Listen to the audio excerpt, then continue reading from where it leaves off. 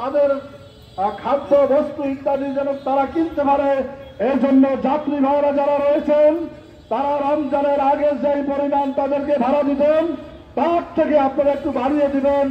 আর মনে মনে আপনারা নিয়োগ করবেন যে আমি এই বাড়িয়ে দিলাম, এই টাকাটা তোমাকে বাড়িয়ে দিলাম যাতে করে তুমি ইফতার করতে পারো, যাতে করে তুমি সুন্দর করে একটু ভালোভাবে সেহরি খেতে পারো। এই নিয়োগ করে যদি আপনি তার ভাড়াটা একটু বাড়িয়ে দেন, নিঃসন্দেহে ওই ব্যক্তি রোজা রেখে যেই সওয়াব পাবে সেই পরিমাণ সওয়াব আপনার আমল আল্লাহ লিখে দেবেন।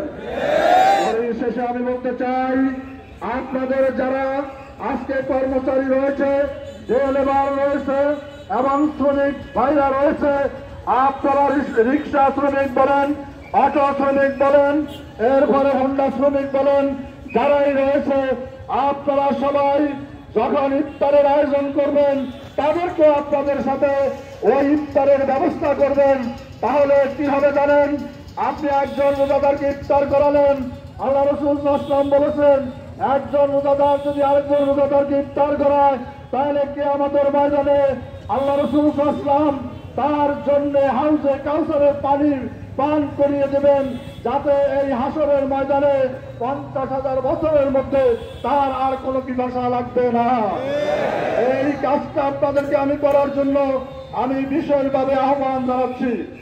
আর পরিশেষে আমি বলতে চাই, এই চরপেশন বাজার, এখানে অসংখ্য ওলামা রয়েছেন, অসংখ্য দিনদার মুসলমান রয়েছেন, অসংখ্য তাবলীগ জামাতের ভাইরা রয়েছেন। আমি সকলকে বলবো যে আপনারা আপনাদের দিনের বেলায় রোজার যে পবিত্রতা, এই পবিত্রতা রক্ষা করার জন্য আপনারা সবাই সচেতন থাকবেন।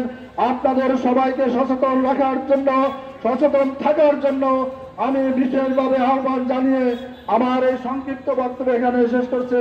আল্লাহ হাফেজ। আমার তৌফিক ইল্লা বিল্লাহ। এই পর্যায়ে রমজানের গুরুত্ব রক্ষার জন্য, দ্রব্যমূল্য নিয়ন্ত্রণের লক্ষ্যে সংক্ষিপ্ত বক্তব্য উপস্থাপন করবেন চরপেশনের কৃতি সন্তান, সকলের শ্রদ্ধাভাজন সমাজসেবক, চরপেশনের বিশিষ্ট শিক্ষাবিদ। সংক্ষিপ্ত উপস্থাপনা করবেন জনাব অধ্যক্ষ মীর শরীফ হোসেন।